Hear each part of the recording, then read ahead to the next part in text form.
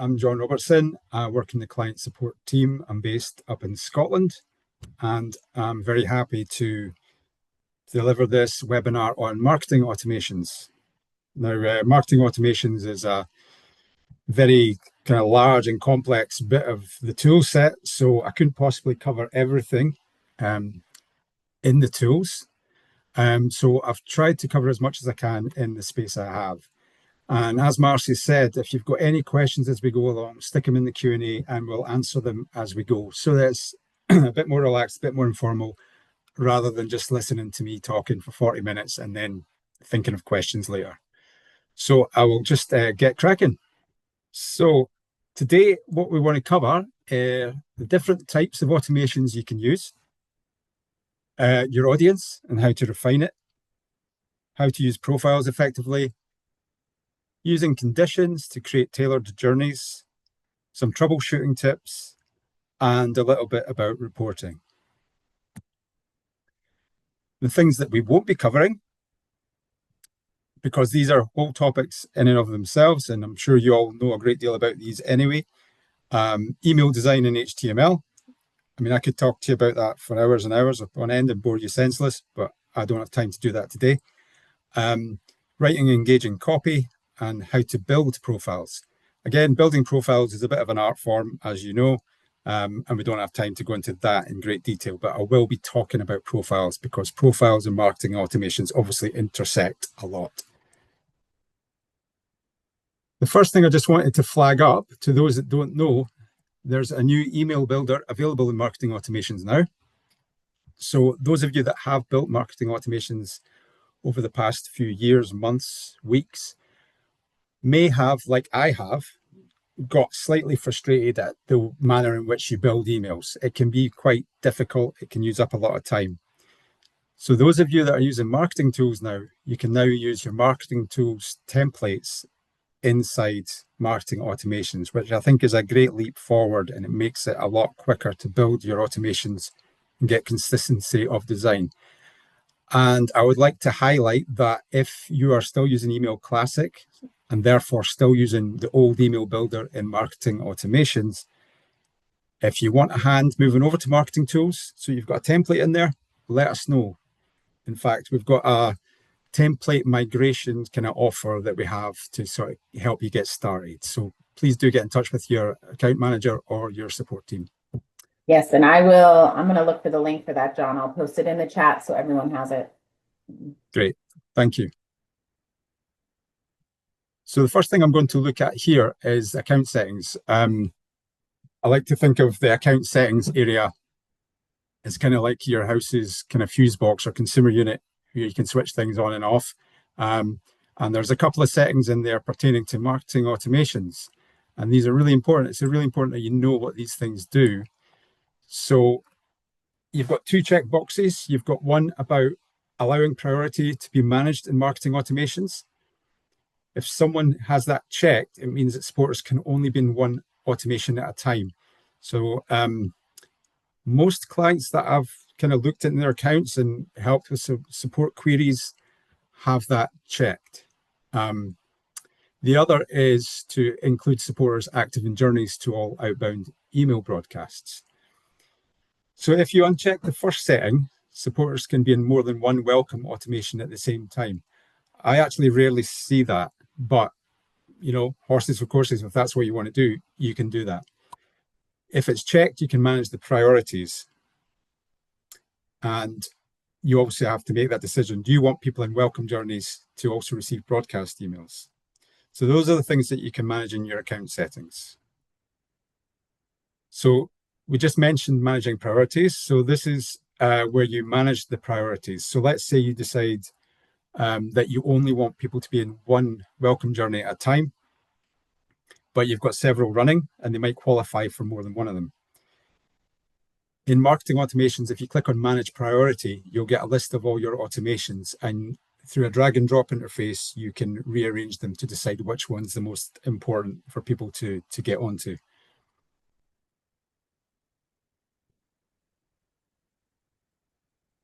So we all make mistakes, and marketing automations is one of the most complex parts of the tool.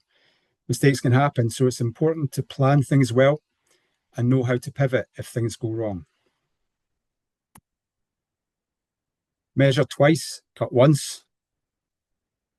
Give yourself plenty of time. Think carefully about the purpose of the automation before you get started. If you've got a chance, create a flow diagram and visualize the journey. And of course, choose the right type of automation for your needs. Time is of the essence with most things, but particularly with marketing automations. So there's the time you need to plan it out, the time you need to build it, the time you need to test it, the time at which you activate it, the time when the profiles run, or the time that a supporter record is created. And then there's the time between each email that you send and the time it takes for a supporter to enter the journey and to leave the journey. So you should always give yourself plenty of time to think the whole thing through. And what if you don't have time? That crops up a lot, I'm sure. So I guess the question to ask yourself is an automation the right thing at that moment? Perhaps if it's really, really urgent, perhaps use an email broadcast. Then give yourself some breathing space to plan out the rest of the journey.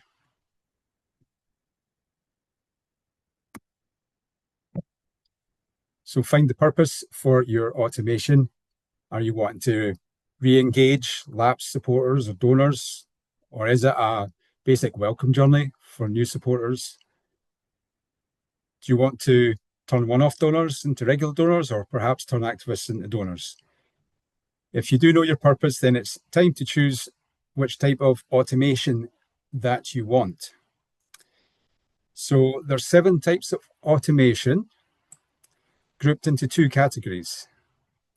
So you've got a category called welcome and a category called engagement. And there are some key differences between these 2 categories, which we'll go into in a little while.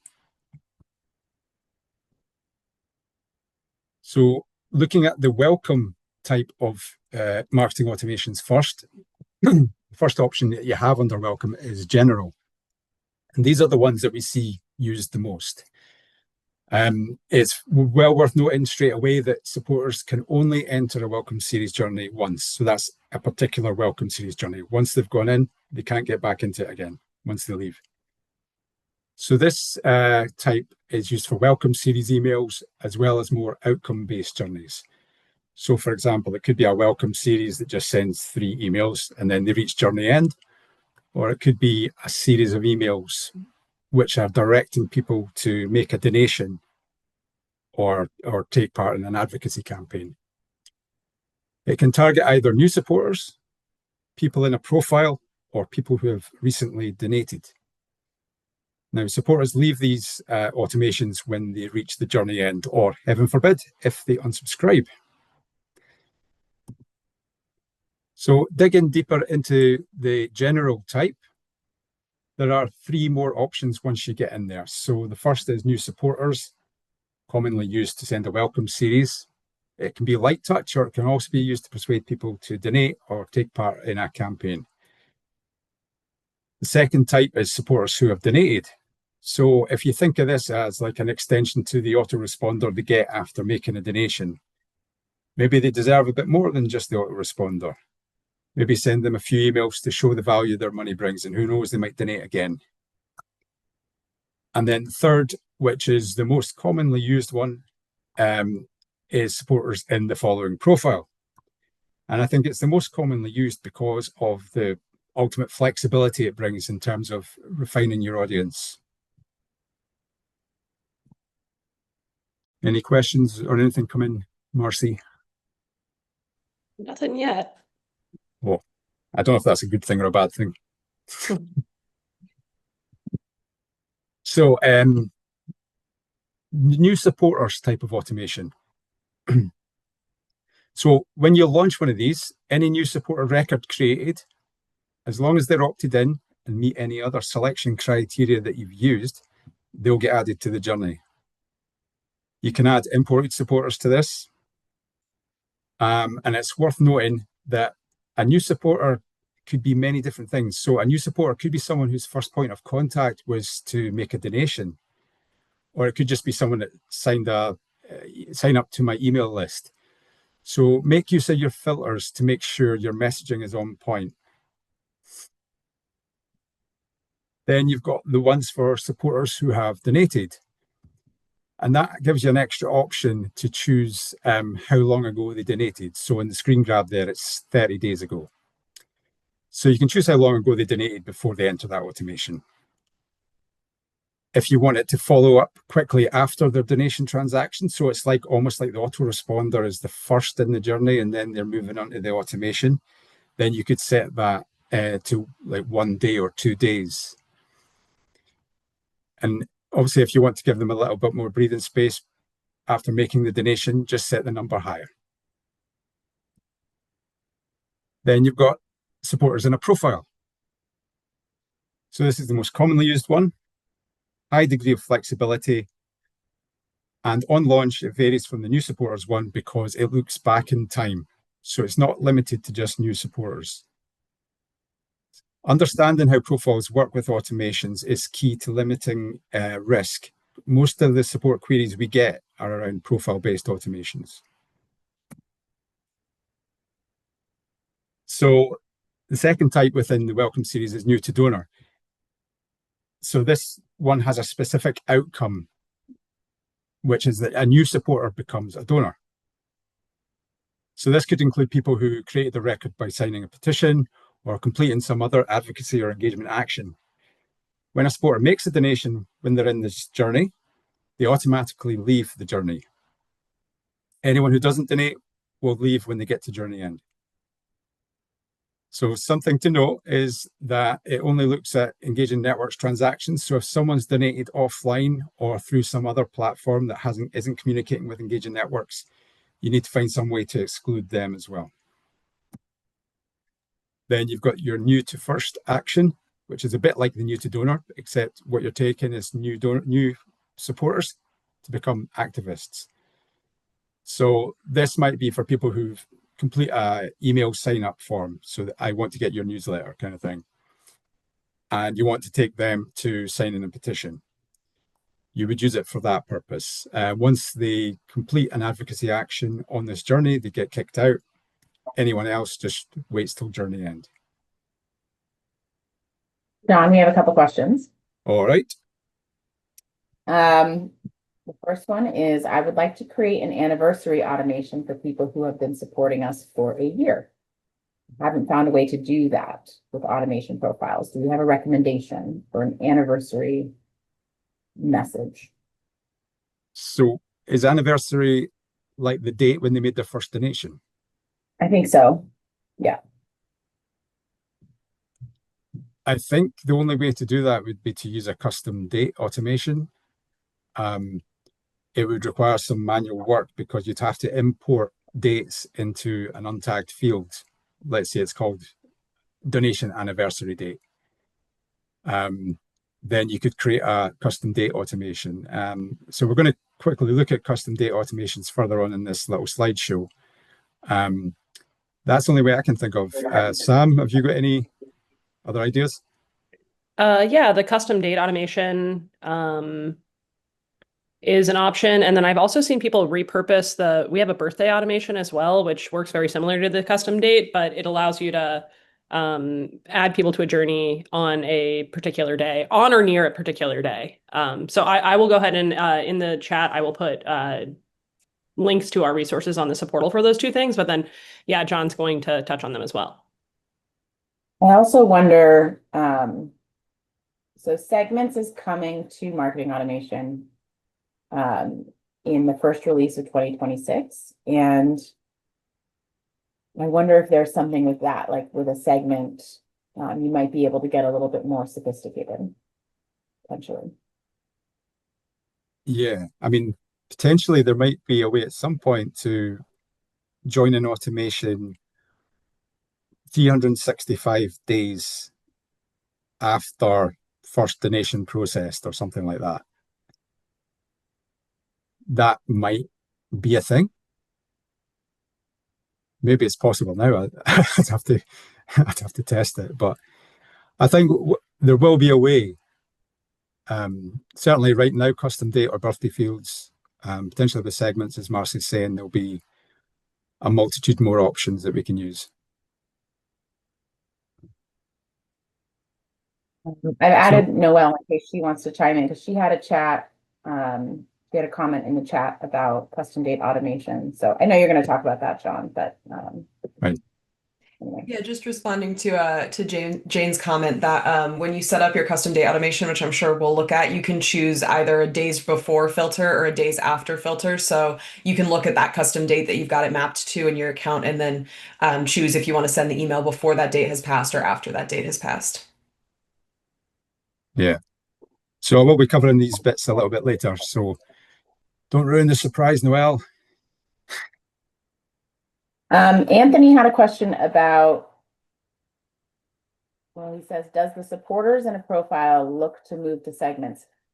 Anthony, could you maybe restate that? I'm not sure I understand the question.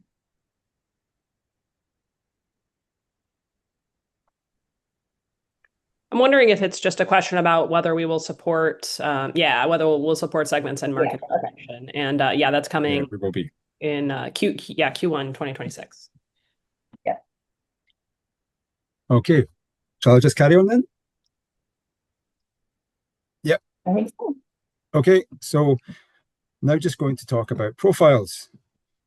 So most of the weird activity we see in marketing automations is down to profiles. So an understanding of how they work and how to troubleshoot is paramount. Some of the kinds of questions that we hear in support are things like, why are profiles in two different places? Supporter X is in the profile, but they're not in the automation. My profile has the wrong amount of people in it. My automation launched yesterday, but no one got an email. I think there's something wrong with my profile. So let's have a look at it being in two places. So as you know, at present, the platform keeps profiles in two separate places. And it keeps the ones used for marketing automations in its own place. And then your main profiles are in data and reports profiles. And as some of you will know, when you're creating a marketing automation and you build a profile, you're not able to get an immediate count on it, which can be a little bit unnerving. So what I do, and I think what we advise to do, is go into data and reports profiles, build that same segment with the same filters that you're using in marketing automations, manually run it there, and then get the number. So then if you get a number like 1,500 and that sounds like the kind of number you're expecting, then you're good to go. You can just go back into marketing automations, double check that your marketing automation profile is set up in the same way, and trust that it'll be okay. And then I just wanted to talk about the schedule for profiles running for marketing automations. A very important thing that I need to let you know is that we don't know exactly what time of day the profiles will run. So when you launch an automations, supporters will enter the automation after the profile has run. Unlike in the main automation area, you can't manually run a marketing automation profile. So the time of day that profiles run can vary. So unfortunately, if you launch a marketing automation after the profiles have run that day, your supporters' entry into the automation will be delayed by a day. A lot of you will probably already know that, but I just wanted to just state that clearly. My top tip is that from my experience of working here and looking at server logs and so on, profiles tend to run early evening in the UK, early afternoon in the USA, Canada. So the earlier in the day you launch, the better chance you've got of getting the first email out the next day.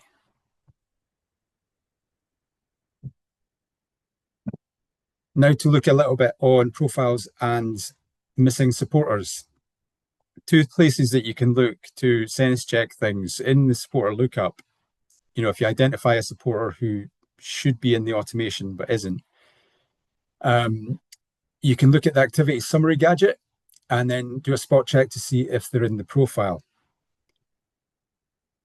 The other thing you can look at is in the marketing automation section of the gadget, just check to see that they're not active in another workflow, because if they're active in another journey, that could be the reason why they're not inside your automation.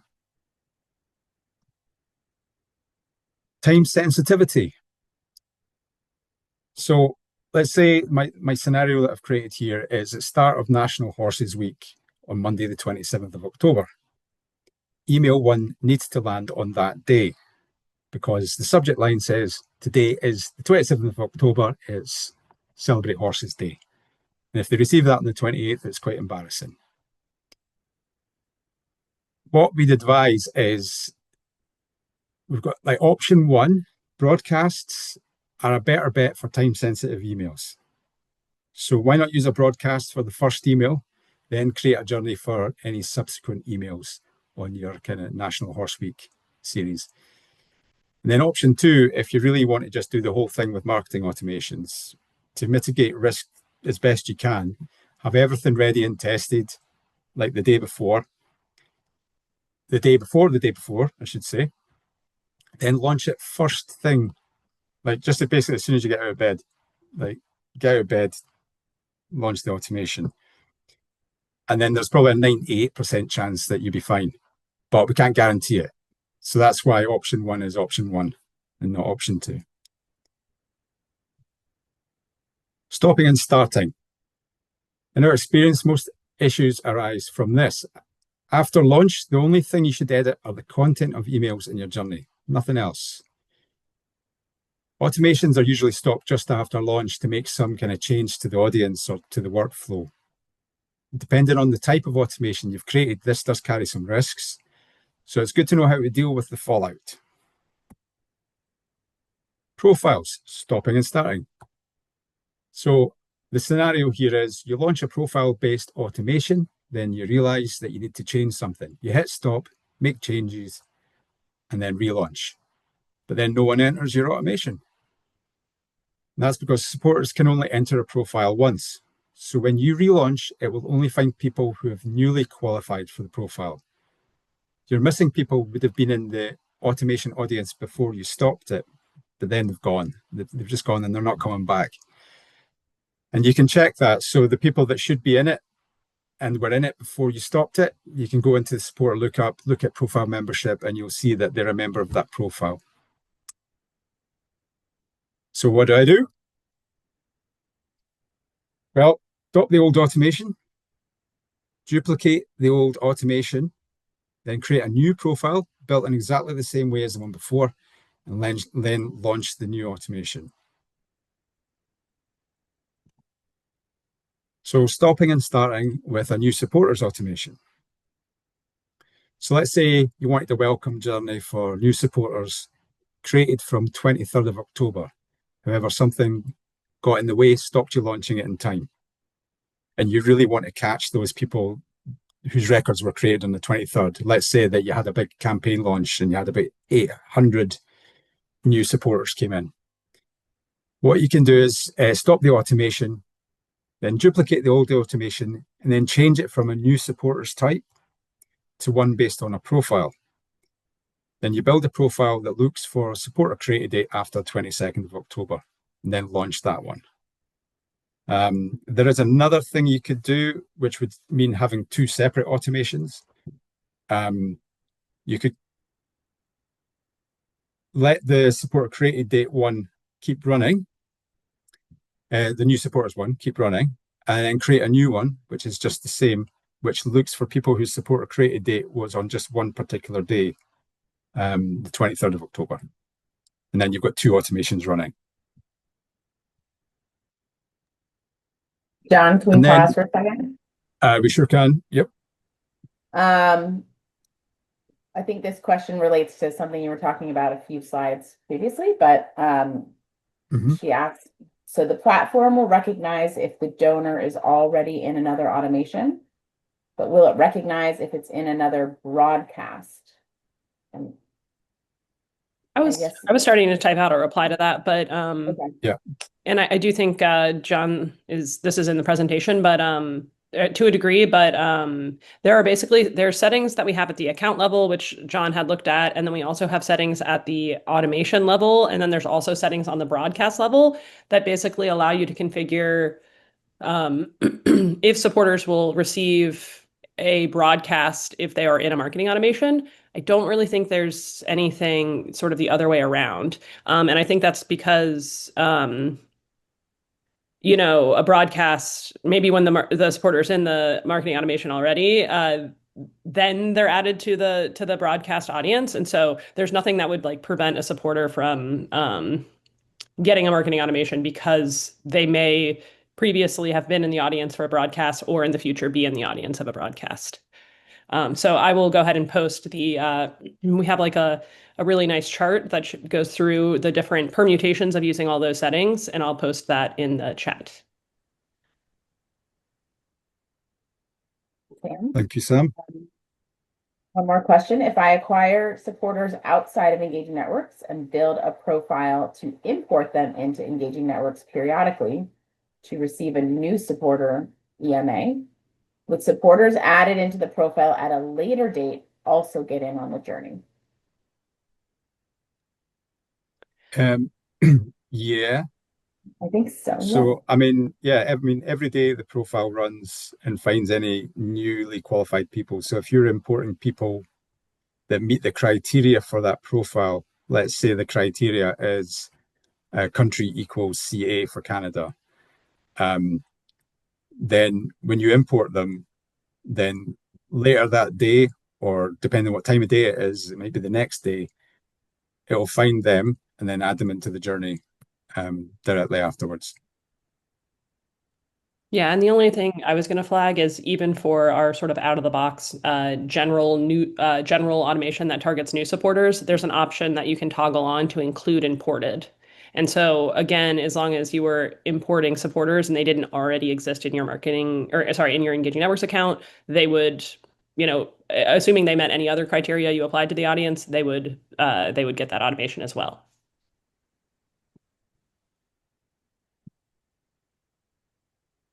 Okay, is there any other questions just now, or shall I continue? Continue on. Yeah. Okay, so we're just briefly going to go over the different engagement automations. So we've just gone over the welcome automations, and these are the engagement ones, and there's 4 different types.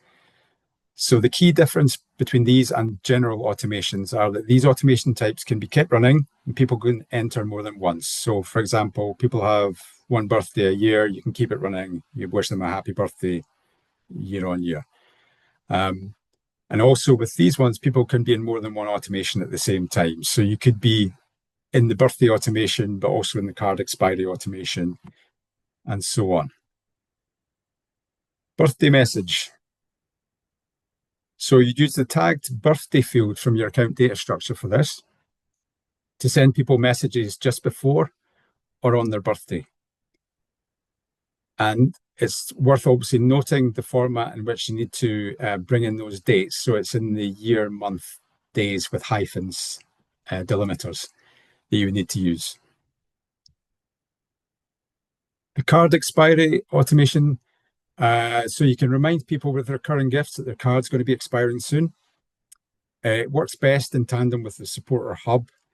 So if you're not using the supporter hub and you want to use it, contact your account manager and the support team if you need any guidance on that, and we'd be happy to help. Then we've got recurring transaction activity, which has got 3 different sub options. So the first is putting them in the journey after a gift has successfully been processed. So you could use that to thank donors each month, saying, we've just received your $5, £5. Thank you so much. Your money's been put to good use. Then you've got a journey where you can let people know whose gifts have unsuccessfully processed. So that could be a useful thing for your fundraising team to get in touch with them and say, hey, your payment's failed. Could you update your card details? And then probably the least used thing in the entire platform is tell supporters a payment is due to be taken. So you would use that if if you want to give someone pre-warning that their $10 is about to be taken out of their account. So you use that if you wish. I've never seen anyone use it. That's not to say it's not useful. I'm sure there's a real good engagement method with that. Custom date. So you use an untagged field in your account data structure to store a date value, same format as for birthdays. It's great for things like advance notice of membership renewals, or perhaps you've got an event and you can store the date of that event in there, and you can send participants onto a journey for that. You can select how many days before the date you would like them to enter the journey. And something to note is with something like this, which is leading up to a specific date, it's useful to think about the wait periods to make sure that you can actually fit all your emails in before that date. Now onto refining your audience. So we've looked at new supporters and profiles as the kind of main kind of audiences. Then you can obviously refine these. So in the admin for your marketing automation, you obviously have to choose an opt-in question. So they can't go in the automation unless they're opted into something. So you select that, of course. Then you've got your filters and your exclusions. And these are very important for making your audience more focused for your journeys. So the screen grabs I've put up here for examples. The filter at the top, I've added for only add to journey people who live in the USA. And then an exclusion for an opt-in question, value equals N for no. And that leads me nicely on to how to leave a journey. So the above exclusion that I just shown you and is still on screen, it's really, really important because it allows people to stop receiving emails on the journey if they decide to opt out. If you don't have that exclusion in there, it means that, you know, they're in the automation and they can't leave until they reach the journey end, or you manually remove them. You can also manually remove people by clicking on the audience icon next to your marketing automation and then clicking on the little arrow to remove them. And then I just wanted to talk a little bit about conditions or decisions. So in your journey on the workflow with your emails and waits, you can have conditions. So you can send supporters on different paths based on the activity during the journey or based on user data. So I've got a little example here where you've got the journey start, then you've got an email, a wait of a day, and then a condition. So that condition there is an email click event occurred. So that's finding people who clicked on the first email and then sending them to a different email or perhaps to a different automation.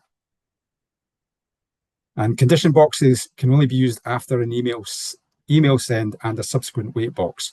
You can't start a journey with a condition and you can't end a journey with a condition. Fallbacks. So I've got another little workflow here. You got the first email sent, wait a day. If an email event click occurred, send them an email that says I clicked. The fallback, if they didn't click, is that I am a fallback email. And a common one that I see is the didn't open an email condition.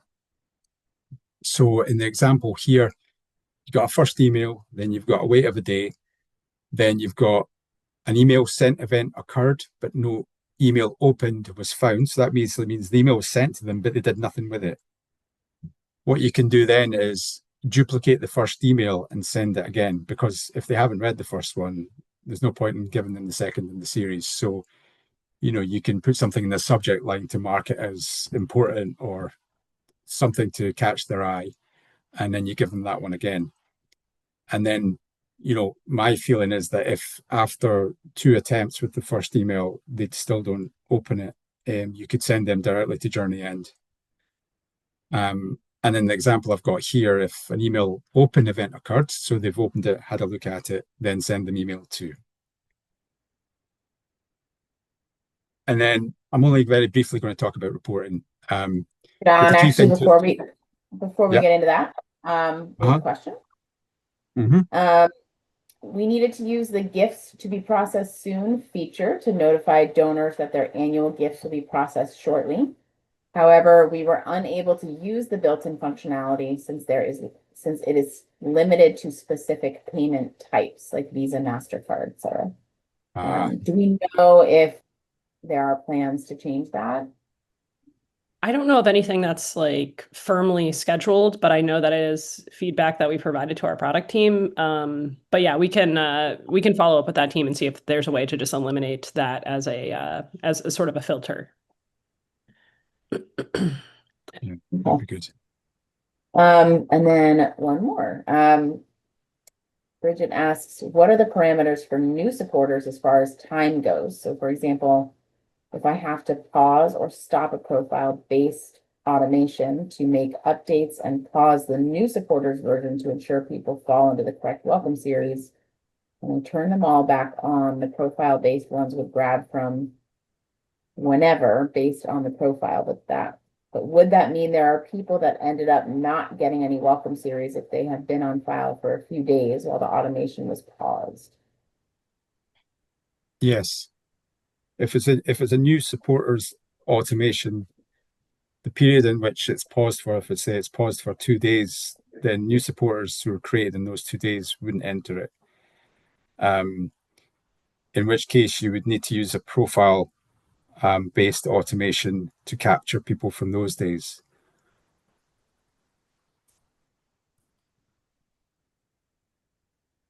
Bridget, So if you yeah, have any follow-up on that, feel free to reach out directly to John. I'm sure he yeah, can help you. yeah. Profiles is the only way that you can kind of look further back in time than the point where it's launched. So profiles is so handy for that because you're able to grab a big tranche of supporters who meet some criteria and send them on a journey. But as we've kind of gone over a few slides back, it's there are some risks you have to mitigate to make sure that that kind of works as planned as well. So it's going back to what I said at the beginning. It's just like really the assumption is that you have to spend a bit of time planning automations. It's like you've got broadcasts that you send out, and you can quickly something's just come up in the news. I need to send a broadcast to all our supporters, and that's fine. And actually, a few mistakes in the text, even a typo, it's forgivable, isn't it? But the journeys, once they launch, and then you have to change something, there is a bit of manual work involved to try and sort of sort things. Yeah. Yeah. Okay, we have one more question about emergency exit. If you don't set that exclusion, wouldn't someone who opts out on an email from the series be removed from the automation? Or would they be stuck in the automation unless we use that exclusion? You can field that So one if you want, John. yeah, go for it, Sam. Yeah. Yeah, so if a supporter opts out directly from the journey, so if they unsubscribe from an email that is in that journey, they will also be removed from the journey automatically. But adding that exclusion, what it would do is if the supporter opted out from like any other means from within your account, and so if you had chosen, for example, to continue sending them broadcast emails and they opted out from a broadcast email, to the relevant opt-in that you're using also for your journey, adding that exclusion would ensure that they were removed from the automation for like that scenario as well. So that's what that does. But if they unsubscribe from the journey itself, they would be removed.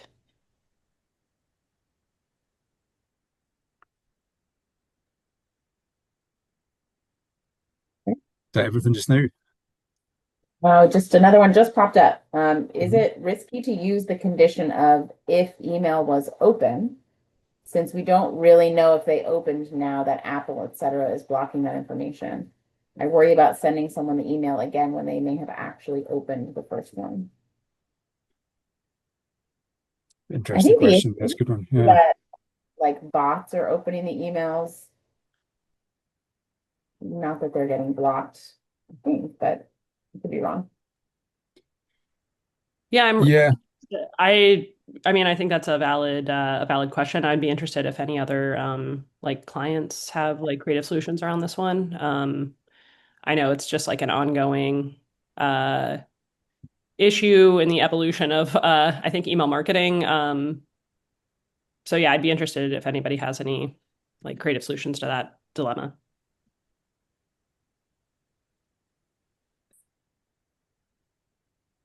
Yeah, that's a good question. Yeah, no, it might be that you decide whether someone opened an email or not is not really the thing that you want to look at, and maybe it's a more kind of a positive workflow where it's directing people who are interacting in a different route and then letting everybody else kind of go on a kind of flat line like that. So I'm looking at clicks, it's probably more reliable than opens, arguably. So yeah, if in doubt, maybe look at it from that perspective, thinking of more using interaction to change the journey rather than lack of interaction.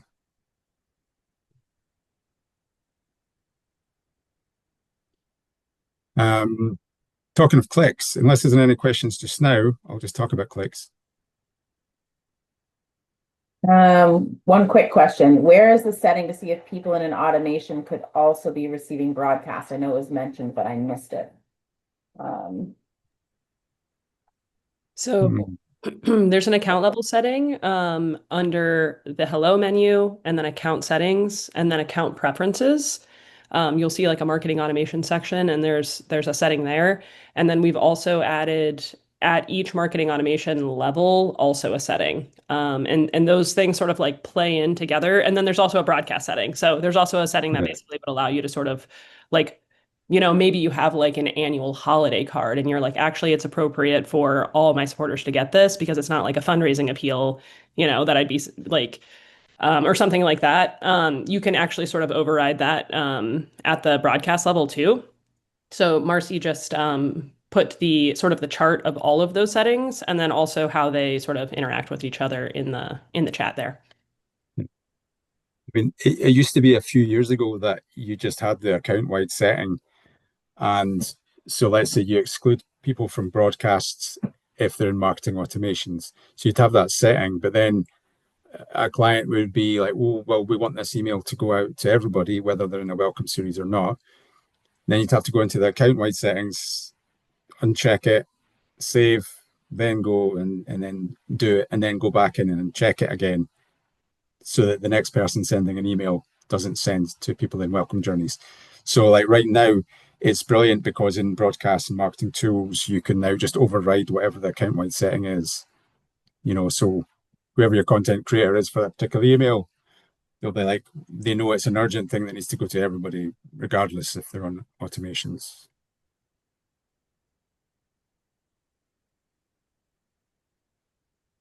Anything else just now, or will I just... Good to move on, I think. Okay, so I'm only briefly going to look at reporting. So the key thing to remember is that you should always use the blue link tool for your clicks, for your links. Otherwise, you won't get click reporting. And obviously, click reporting is really important. For example, if you want to have a condition in your journey where if someone clicks on an email, then send them to it, on a different path to everybody else. Anything like that doesn't really work if you're not using the correct link tool. So just always ensure that you're using those for static links, i.e. links to other websites or Engaging Networks page links. And then obviously when you want to export your data, then you can use segments, Query Builder, the new report builder to get transactional information for each email send. And then journey end. So how you follow up after someone's left the journey is up to you, but one of the things you can do from within the marketing automation tools for some of the automation types at least is you can add a jump to journey. So for example, if you have a new to activist type automation or something, you could send people onto another one to try to turn them into donors, whoever it might be, whatever your imagination tells you to do, the jump to automation could be a very useful tool. And the great thing about jump to automation is that the automation they're jumping into, they don't have to meet the selection criteria for that automation. So it's just a useful way for getting people that you think would be good for that other automation into it. So worth looking at. And that's all the slides. I wasn't sure how long that would take, but thank you for listening. Are there any questions? That's perfect. We have about a little over 10 minutes for additional questions. So now's the time. If you have questions, we've got John here ready to answer them. So please feel free to type those in the chat or in the Q&A, ideally, while we have John here. I think we also had a few that came in before, right, Marcy? I think in a roundabout way we've addressed some of those, but maybe we can just look at them specifically. Yeah, sure. So I think there was one question from someone about setting up a re-engagement automation, and they don't want supporters to keep getting the same emails again and again. And they were asking, is there a way to allow supporters to sort of like skip certain emails within the series? And so sort of the first thing we wanted to call out there is, and I know that John had talked about it a few times, but for most general, or for all of the general marketing automations, supporters can only qualify for them one time. And so that in itself might be a solution to prevent supporters from continually getting the emails. And then another solution, which admittedly I think that you would want to sort of test and have a look at this, is there you could maybe use that sort of like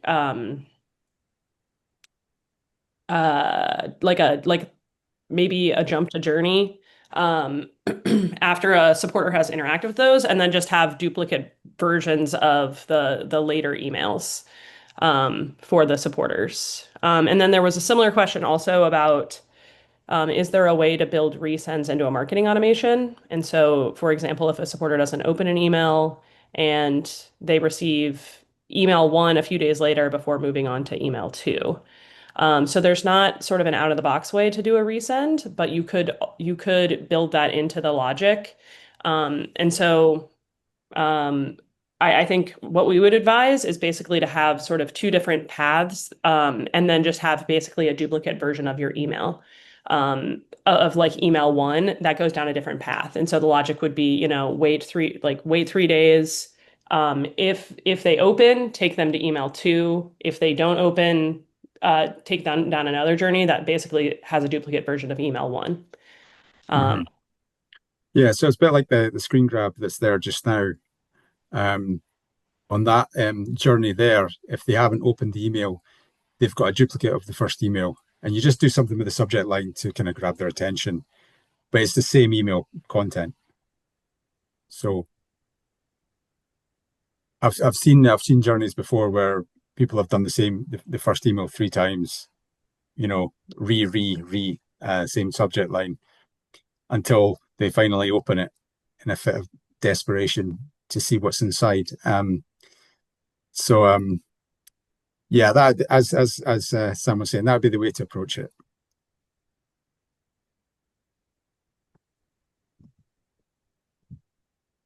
Looks like we have another one that says, if I want to build an automation to convert one-time donors who donated within the last 7 days to recurring donors, what would be the best type of automation, general or new to donor? So yeah, I think in that example, you would want to use the general automation, because the new to donor is going to only add supporters who are new to your account with the sort of the objective of making them donors. And so, and then they'll be removed once they become donors. So I think you would use a general automation, and then you could use a combination of profile filters to basically target supporters who are new one-time donors. So I don't know. There's basically a combination that you can use of profile filters that would say like they had no prior giving, but they have given since this date, and that gift was not a recurring gift, is kind of what I would envision. Yeah, and you can definitely do it And at the start of the slideshow, I mentioned that profiles is a big subject all in itself and how to build them. They can be quite complex, but yeah, you can get very granular with it.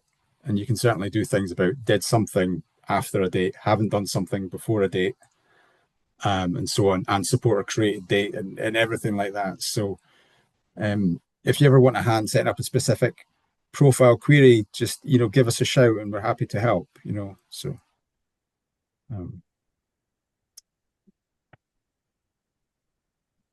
the only thing you can't do with profiles is look at marketing automation activity. So that's worth flagging up. So if you ever find yourself looking in profiles going, why can't I find the bit where you are trying to find people who have been on a marketing automation, a particular marketing automation? You're not mistaken. You can't do it. You can't do it. Don't ask me why. It's just you can't do it. I'm sure there's very, very good reason. So when segments comes down the line, I think you'll find some big improvements in that regard.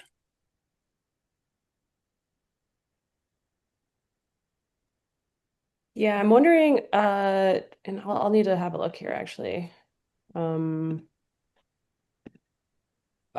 just wondering if I have like a workaround for Stephanie's question. Yeah, so Stephanie is asking about, how do you ensure when you have a lot of complex automations running at the same time, how do you ensure that someone isn't going through one automation and then going through another sort of similar automation? It sounds like you all have some pretty complex logic to ensure that this doesn't happen, but it would be helpful, if there was more sort of built-in functionality in that regard. Yeah, one thing that I was thinking might be useful as a workaround, we have a feature that's called attributes, and they basically are just little tags that you can, but now, actually, as I'm saying this, John, I don't know do you recall if you can actually add those to marketing automation emails? Oh my gosh, I should have checked that. I'll just have a quick look at that, but let's see here. So sorry. Like the priority order that you set up in automation so that, if someone were to fall into multiple profiles at the same time, you have your priority order and they can only be in one automation at a time. But I think what Stephanie is saying is someone could exit one automation and then enter a different one that is sort of similar. Yeah, I'll have to sort of poke around and see if it's possible, but I guess we do have a feature that's called attributes, which are tags, and they can for sure be added to broadcast emails and also to pages. But it basically just allows you to tag the supporters who have sort of interacted with that particular broadcast or that page. And I guess what I was envisioning is, and I'll look, but if it's supported on marketing automation emails, then maybe there would be an opportunity to basically add those attributes to an EMA and then use those attributes as exclusions in your other like email marketing automations. So I will poke around and see if just confirm if attributes are supported with marketing automation emails. But that was my vision. Okay. Well, the other way to do it would just be, I mean, I don't know exactly because I don't know what the scenarios are that you have, Stephanie, but could you just add suppressions? So like, marketing automation A and then marketing automation B, and then in the suppressions for marketing automation B, you'd put anyone who has received marketing automation A. So just with the audience for marketing automations, like marketing automations aren't a criteria that's available within that audience builder in the same way that it is for builder. Oh, okay. It's But the sadly profile, not, okay. It's like there's another. We have a marketing tools question, about conditional content. Can you set it up based on their language preference? So those who have English receive one bit of copy, and other who have French is another bit of copy. I believe the answer is yes. Right? Yeah. So John, I don't know if you want to go.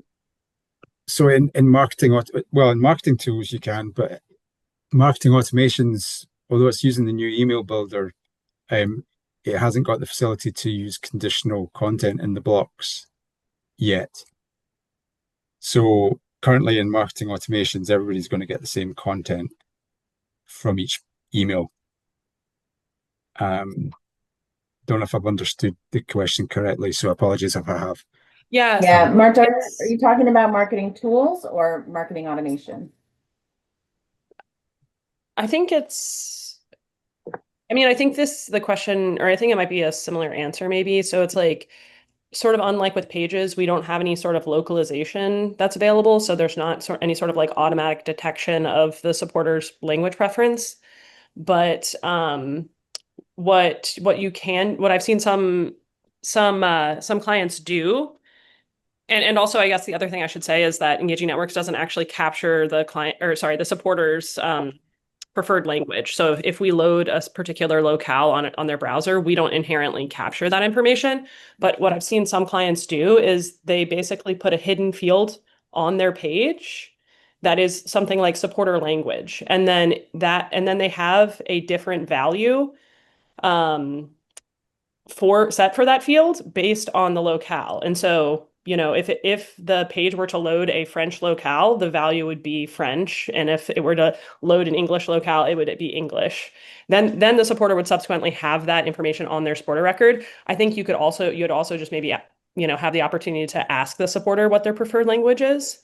And then you could use basically that supporter field to create a profile. And then you could have either, I think, different automations, or I guess you could even have it within the same journey based on a condition that would say supporter field language equal to French, go down this path. All of your emails are in French.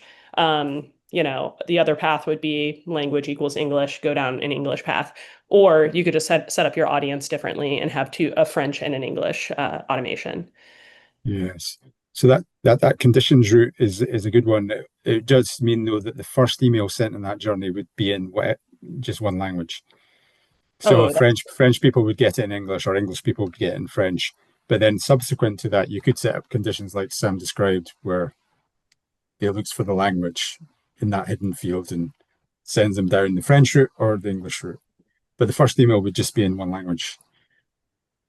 Can you? So that's why I think you can start with a weight and then add a condition. But then you're getting into some timing considerations. So yeah, I think there would be sort of trade-offs, like either the first message would have to be in strictly one language, or you would have to put a weight straight off the journey, journey start, which would delay the start of your automation a bit. If you have any additional questions, follow-up stuff we didn't get to, or just something maybe you're thinking of, we will answer those over email.